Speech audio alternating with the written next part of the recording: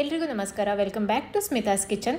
ಎಲ್ರದ್ದು ಶಿವರಾತ್ರಿ ಹಬ್ಬ ಆಯಿತಾ? ನಂದು ಇವಾಗಷ್ಟೇ ಹಬ್ಬ ಮುಗೀತು. ಇವತ್ತು ನನ್ನ ಹಬ್ಬಕ್ಕೆ ಶಾವಿಗೆ ಮತ್ತು ಹೆಸರುಬೇಳೆ ಹಾಕ್ಬಿಟ್ಟು ಪಾಯಸ ಮಾಡಿ ದೇವ್ರ ಪೂಜೆ ಎಲ್ಲ ಮಾಡಿ ಇವಾಗ ಫ್ರೀ ಆದೆ. ಅದಕ್ಕೋಸ್ಕರ ಇವಾಗ ವಿಡಿಯೋನ ಅಪ್ಲೋಡ್ ಮಾಡ್ತಾಯಿದ್ದೀನಿ. ನೀವು ಏನೆಲ್ಲ ಸ್ವೀಟ್ನ ಮಾಡಿದ್ರಿ ಹಬ್ಬಕ್ಕೆ ನನ್ನ ಕಮೆಂಟ್ ಸೆಕ್ಷನಲ್ಲಿ ಕಮೆಂಟ್ ಮಾಡಿ ತಿಳಿಸಿ. ನಾನಿವತ್ತು ಮಾಡಿರೋ ಅಂತಹ ಸ್ವೀಟ್ನ ಶೇರ್ ಮಾಡ್ತಾಯಿದ್ದೀನಿ. ಬನ್ನಿ ಇವಾಗ ಲೇಟ್ ಮಾಡೋದು ಬೇಡ, ಹೆಸರುಬೇಳೆ ಮತ್ತು ಶಾವಿಗೆನ ಹಾಕಿಬಿಟ್ಟು ಪಾಯಸ ಹೇಗೆ ಮಾಡೋದಂತ ನೋಡ್ಕೊಂಡು ಬರೋಣ. ಮೊದಲಿಗೆ ಒಂದು ಪಾತ್ರೆಯಲ್ಲಿ ಅರ್ಧ ಕಪ್ಪಿನಷ್ಟು ಹೆಸರುಬೇಳೆನ ತೊಗೊಂಡಿದ್ದೀನಿ. ನಾನಿಲ್ಲಿ ಶಾವಿಗೆನ ಹಾಕೋದ್ರಿಂದ ಸ್ವಲ್ಪ ಹೆಸರುಬೇಳೆ ಮತ್ತು ಶಾವಿಗೆನ ಕಡಿಮೆ ಹಾಕ್ಕೊಳ್ತೀನಿ. ಹೆಸರುಬೇಳೆನ ಮೀಡಿಯಮ್ ಫ್ಲೇಮಲ್ಲೇ ಇಟ್ಕೊಂಡು 4ರಿಂದ 5 ನಿಮಿಷ ಕಲರ್ ಚೇಂಜ್ ಆಗೋವರೆಗೂ ಹುರ್ಕೊಳ್ಬೇಕು. ನೀವು ಎಷ್ಟು ಚೆನ್ನಾಗಿ ಹೆಸರುಬೇಳೆನ ಹುರ್ಕೋತಿರೋ ಅಷ್ಟು ಚೆನ್ನಾಗಿ ನಮಗೆ ಪಾಯಸ ಚೆನ್ನಾಗಿ ಟೇಸ್ಟ್ ಬರುತ್ತೆ. ಇಲ್ಲ ಅಂದರೆ ಹಸಿ ವಾಸನೆ ಆಗುತ್ತೆ. ನೋಡಿ, ಇಲ್ಲಿ ಈ ರೀತಿ ಹುರ್ಕೊಂಡಿದ್ದೀನಿ ನಾನು. ಇವಾಗ ಇದನ್ನು 2 ಸರಿ ನೀರಲ್ಲಿ ಚೆನ್ನಾಗಿ ತೊಳೆದ್ಬಿಟ್ಟು ಒಂದು ಕುಕ್ಕರಿಗೆ ಹಾಕ್ಕೊಳ್ತಾ ಇದ್ದೀನಿ. ಹಾಗೆ ಇದಕ್ಕೆ 2 ಕಪ್ಪಿನಷ್ಟು ನೀರನ್ನು ಸೇರಿಸ್ಕೊಳ್ತಿದ್ದೀನಿ. ಬೇಳೆ ಬೇಯಲಿಕ್ಕೆ ಎಷ್ಟು ನೀರು ಬೇಕೋ ಅಷ್ಟು ನೀರು ಹಾಕೊಂಡ್ರೂ ಸಾಕಾಗುತ್ತೆ.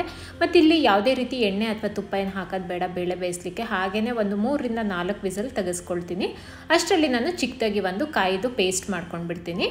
ಒಂದು ಮಿಕ್ಸರ್ ಜಾರಿಗೆ 1 ಕಪ್ಪಿನಷ್ಟು ತೆಂಗಿನ ತುರಿ ತೊಗೊಂಡಿದ್ದೀನಿ. ಹಾಗೆ ಒಂದು 4ರಿಂದ 5 ಏಲಕ್ಕಿನ ಹಾಕ್ಕೊಳ್ಳೋಣ. ಇದಕ್ಕೆ ಎಷ್ಟು ನೀರು ಇಡಿಸುತ್ತೋ ಅಷ್ಟು ನೀರನ್ನು ಹಾಕಿಬಿಟ್ಟು ಪೂರ್ತಿಯಾಗಿ ನುಣ್ಣಗೆ ರುಬ್ಕೊಳ್ಬೇಕು. ಇದು ಕೂಡ ನುಣ್ಣಗೆ ಇರಬೇಕು ಪಾಯಸಕ್ಕೆ, ಆವಾಗ ನಿಮಗೆ ಟೇಸ್ಟ್ ಚೆನ್ನಾಗಿ ಬರುತ್ತೆ. ಇಲ್ಲಾಂದರೆ ಕಾಯಿ ಎಲ್ಲ ಮೇಲ್ಮೇಲೆ ನಿಂತು ಬಿಡುತ್ತೆ. ಅದಕ್ಕೆ ಈ ರೀತಿ ನುಣ್ಣಗೆ ರುಬ್ಕೊಂಡಿರಬೇಕು. ಬರೀ ಹೆಸರುಬೇಳೆ ಕೂಡ ಹಾಕಿಬಿಟ್ಟು ಮಾಡ್ಕೊಳ್ಬೋದು. ನಿಮಗೆ ಶಾವಿಗೆ ಬಂದು ಆಪ್ಷನಲ್ಲು, ಬೇಕಿದ್ರೆ ಹಾಕೊಳ್ಳಿ, ಇಲ್ಲಾಂದರೆ ಸ್ಕಿಪ್ ಕೂಡ ಮಾಡ್ಬೋದು. ಈ ಕಡೆ ವಿಸಲ್ ಆಗಿದೆ, ಕುಕ್ಕರ್ ಕೂಡ ತಣ್ಣಗಾಗಿದೆ. ನೋಡಿ, ಇಲ್ಲಿ ಬೇಳೆ ಎಲ್ಲ ತುಂಬಾ ಸಾಫ್ಟಾಗಿ ಬೆಂದಿದೆ. ಹಾಗೆ ಈ ರೀತಿ ಒಂದ್ಸರಿ ಸೌಟಲ್ಲಿ ಮಸ್ಕೊಳ್ತೀನಿ. ತುಂಬ ಮಸ್ಕೊಳ್ಳೋದು ಬೇಡ, ತುಂಬ ಪೇಸ್ಟ್ ಆದರೂ ಚೆನ್ನಾಗಿರಲ್ಲ. ಬಾಯಿಗೆ ಆ ಬೇಳೆ ಎಲ್ಲ ಸಿಗ್ತಾ ಇರಬೇಕು, ಆವಾಗ ಚೆನ್ನಾಗಿ ಅನಿಸುತ್ತೆ. ಈಗ ಅದನ್ನು ಸೈಡಲ್ಲಿ ಇಟ್ಕೊಂಡು ಬೆಲ್ಲನ ಕರಗಿಸ್ಕೊಳ್ಳೋಣ. ಒಂದು ಪಾತ್ರೆಗೆ 1.5 ಕಪ್ಪಿನಷ್ಟು ಬೆಲ್ಲನ ತೊಗೊಂಡಿದ್ದೀನಿ. ಹಾಗೆ ಒಂದು ಅರ್ಧ ಕಪ್ಪಿನಷ್ಟು ನೀರನ್ನು ಹಾಕ್ಕೊಂಡಿದ್ದೀನಿ. ಇಲ್ಲಿ ಬೆಲ್ಲನ ಕರಗಿಸ್ಕೊಂಡ್ರೆ ಸಾಕು, ಪಾಕ ಏನಾಗೋದು ಬೇಡ. 1-2 ನಿಮಿಷದಲ್ಲಿ ಬೆಲ್ಲ ಕರ್ಗೋಗ್ಬಿಡತ್ತೆ. ನೋಡಿ, ಇಲ್ಲಿ ಎಲ್ಲ ಬೆಲ್ಲ ಕರಗಿದೆ. ಇವಾಗ ಇದನ್ನು ಒಂದು ದೊಡ್ಡ ಪಾತ್ರೆಗೆ ಸೋಸ್ಕೊಳ್ತೀನಿ. ನಾನು ಯಾವ ಪಾತ್ರೆಯಲ್ಲಿ ಪಾಯಸ ಮಾಡ್ಕೊಳ್ತೀನೋ ಅದೇ ಪಾತ್ರೆಯಲ್ಲೇ ಸೋಸ್ಕೊಂಡು ಇಟ್ಕೊಂಡಿದ್ದೀನಿ. ಇವಾಗ ಇದಕ್ಕೆ ನಾನು ಬೇಯಿಸಿ ಇಟ್ಕೊಂಡಿರೋ ಅಂಥ ಬೇಳೆನ ಹಾಕ್ಕೊಳ್ತಾ ಇದ್ದೀನಿ. ಬೇಯಿಸಿ ಮತ್ತು ಸ್ಮ್ಯಾಶ್ ಮಾಡಿ ಇಟ್ಕೊಂಡಿರೋ ಅಂಥ ಬೇಳೆನ ಹಾಕ್ಕೊಳ್ತಾ ಇದ್ದೀನಿ. ನಂತರ ಇದಕ್ಕೆ ರುಬ್ಬಿಟ್ಕೊಂಡಿರೋ ಅಂಥ ಕಾಯಿ ಪೇಸ್ಟನ್ನು ಕೂಡ ಸೇರಿಸ್ಕೊಂಡು ಬಿಡೋಣ. ಇದಕ್ಕೆ ಇನ್ನೊಂದು ಸ್ವಲ್ಪ ನೀರನ್ನು ಸೇರಿಸ್ಕೊಂಡು ಹಾಕ್ಕೊಳ್ತೀನಿ. ಸ್ವಲ್ಪ ನೀರನ್ನೇ ಮಾಡ್ಕೋಬೇಕು, ಯಾಕಂದರೆ ನಾವು ಶಾವಿಗೆನ ಹುರಿದ್ಬಿಟ್ಟು ಹಾಕೋದ್ರಿಂದ ಆಮೇಲೆ ಗಟ್ಟಿ ಆಗಿಬಿಡುತ್ತೆ. ಅದಕ್ಕೆ ಸ್ವಲ್ಪ ಕನ್ಸಿಸ್ಟೆನ್ಸಿ ಇವಾಗ ತೆಳುಗೆನೇ ಇಟ್ಕೊಂಡಿದ್ದೀನಿ. ಒಂದ್ಸರಿ ಎಲ್ಲದನ್ನು ಮಿಕ್ಸ್ ಮಾಡ್ಕೊಳ್ತೀನಿ. ಇದು ಒಂದು ಕುದೀತಾ ಇರಲಿ. ಅಷ್ಟರಲ್ಲಿ ನಾನು ಶಾವಿಗೆನೂ ಹುರ್ಕೊಂಡ್ಬಿಡ್ತೀನಿ. ಆಮೇಲೆ ಡ್ರೈ ಫ್ರೂಟ್ಸ್ ಕೂಡ ಹುರ್ಕೊಂಡ್ಬಿಡೋಣ. ಈ ಕಡೆ ಒಂದು ಬಾಣಲಿಲಿ ಮತ್ತೆ 2 ಚಮಚದಷ್ಟು ತುಪ್ಪ ಹಾಕ್ಕೊಳ್ಳೋಣ. ತುಪ್ಪ ಬಿಸಿ ಆದ ನಂತರ ಒಂದು 8ರಿಂದ 10 ಗೋಡಂಬಿನ ಮುರಿದ್ಬಿಟ್ಟು ಹಾಕ್ಕೊಂಡಿದ್ದೀನಿ. ಡ್ರೈ ಫ್ರೂಟ್ ಬಂದು ನಿಮ್ಮ ಆಪ್ಷನಲ್ಲು, ಯಾವುದಾದ್ರೂ ನೀವು ಹಾಕ್ಕೊಳ್ಬೋದು. ನಾನಿಲ್ಲಿ ಗೋಡಂಬಿ ಮತ್ತು ದ್ರಾಕ್ಷಿನ ಸೇರಿಸ್ಕೊಳ್ತೀನಿ. ನೀವು ಬಾದಾಮ್, ಪಿಸ್ತಾ ಏನಾದರೂ ಕೂಡ ಹಾಕ್ಕೊಳ್ಬೋದು. ಈ ಗೋಡಂಬಿನ ಮೊದಲಿಗೆ ಒಂದು 30 ಸೆಕೆಂಡ್ ಫ್ರೈ ಮಾಡ್ಕೊತೀನಿ. ದ್ರಾಕ್ಷಿ ಬೇಗನೆ ಫ್ರೈ ಆಗೋದ್ರಿಂದ ಗೋಡಂಬಿನ ಒಂದು ಅರ್ಧ ಭಾಗದಷ್ಟು ಮೊದಲಿಗೆ ತುಪ್ಪದಲ್ಲಿ ಹುರ್ಕೊಳ್ತೀನಿ.